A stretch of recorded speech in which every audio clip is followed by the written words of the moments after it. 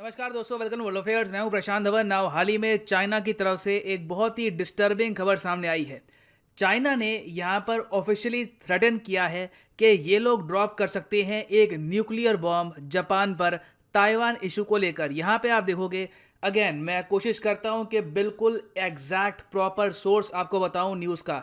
ये Taiwan news का article है और ये यहां पर कह रहे हैं कि Chinese Communist Party channel repost video threatening to nuke मतलब के न्यूक्लियर बॉम्ब गिरा देंगे on Japan if it defends Taiwan. Now interesting बात यहां पर यह थी कि कम्युनिस्ट पार्टी ऑफ चाइना ने काफी पहली बार चाइना के सोशल नेटवर्क पर एक वीडियो शेयर करी जहां पे इन्होंने बात करी है जापान एक्सेप्शन थ्योरी के बारे में। नाउ ये जापान एक्सेप्शन थ्योरी क्या है? आपको पता होगा, चाइना एक न्यूक्लियर पावर बन गया था 1964 में और तब से लेकर अब तक चाइना ने एक पॉलिसी फॉलो करी है नो फर्स्ट यूज की। चाइना यहाँ पे ओपनली कहता है कि जब तक हम पे न्यूक्लियर बॉम्ब से अटैक नहीं होता, हम किसी और देश पर न्यूक्लियर बॉम्ब से अटैक नहीं करेंगे। नाउ इस पर्टिकुलर पॉलिसी में अब बदलाव की बात की जा रही है। ये लोग यहाँ पर कह रहे हैं कि नो फर्स्ट यूज पॉलिसी रखो, ये पॉलिसी रखो यूएसए के लिए, इंडिया के लिए, किसी और देश के लिए, मगर जापान के लिए बना दो एक्सेप्शन कि ये एक्सेप्शनल देश है, ये ऐसा देश है जिसने पिछले 60-70 साल में हमको बहुत नुकसान पहुंचाया है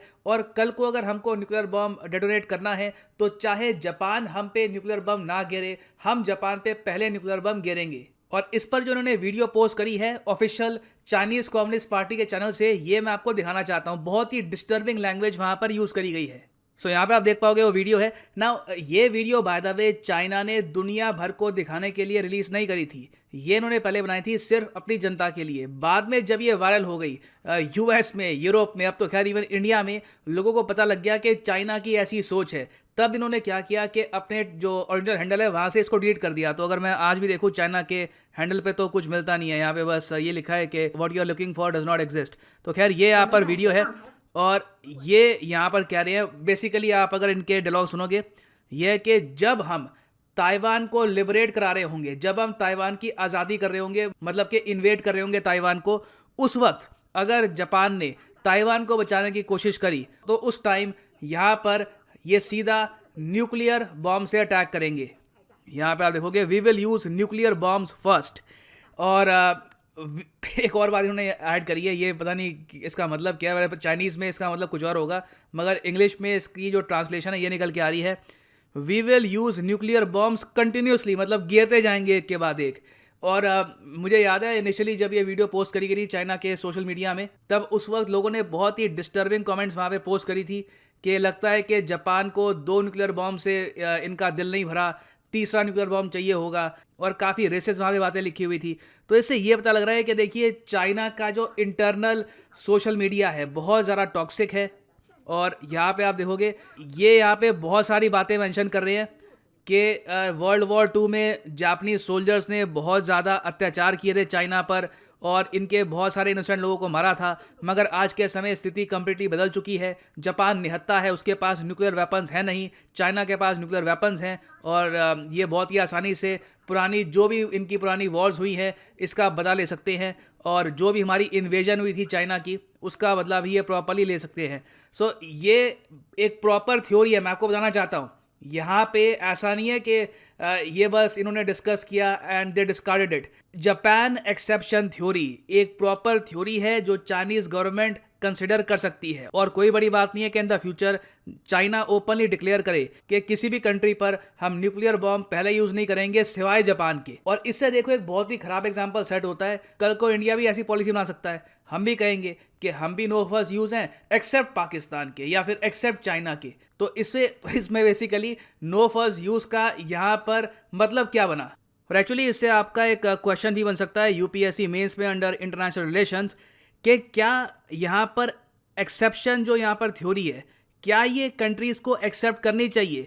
अगर एक देश कहता है कि हम नो फर्स्ट यूज़ के सिद्धांत को फॉलो करेंगे, उसके बाद ये कह देता है कि इसमें एक एक्सेप्शन है इसको छोड़ के, तो क्या हम यहाँ पर कह सकते हैं कि उस कंट्री ने properly no first use policy adopt कर रखी है? लिखिएगा इसके बारे में कमेंट सेक्शन में। मैं जानना चाहूँगा आप सबका ओपिनियन कि क्या आप एक्सेप्शन थ्योरी को सपोर्ट करते हैं? क्या भारत को भी ऐसी थ्योरी अपनानी चाहिए या आप मानते हैं कि नहीं, वर्ल्ड पीस इंपॉर्टेंट है, उसके लिए नो फर्स्ट यूज को प्रमोट करना बहुत ही जरूरी है? ना अगला क्वेश्चन आपका यहाँ पर यह आएगा कि चाइना ये सब क्यों बोलेगा, अचानक से जापान के प्रति इतना गुस्सा क्यों कि न्यूक्लियर वेपन्स गिराने की बात हो रही है?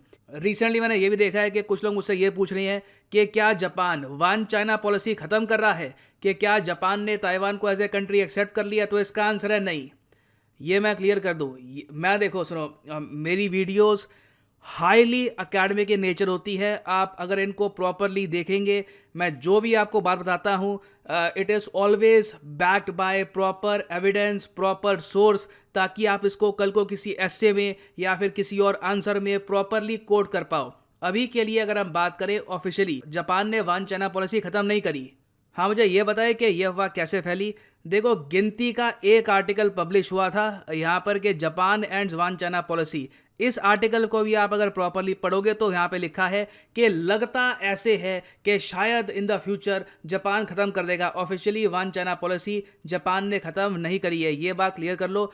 मैंने एक्चुअली जो सारी यहाँ पे बातें लिखी हैं इस आर्टिकल में, ये प्रॉपरली कवर करी थी अपनी एक वीडियो में। Japan officially list Taiwan and India in defence report. करीब 6 लाख लोग इस वीडियो को देख चुके हैं। इसमें मैंने कवर किया है डिफेंस ऑफ जापान रिपोर्ट को, और यहाँ पे बताया है कि ताइवान को पहली बार जापान ने यहाँ पे मेंशन किया है अपने डिफेंस डॉक्यूमेंट में। मगर इसका मतलब ये नहीं है कि जापान अब ताइवान को एक कंट्री मान रहा है। हाँ, मगर ये है कि रिसेंटली जापान के एक डिफेंस ऑफिशियल ने क्वेश्चन किया है कि हमको क्या वन चाइना पॉलिसी रखनी चाहिए या नहीं।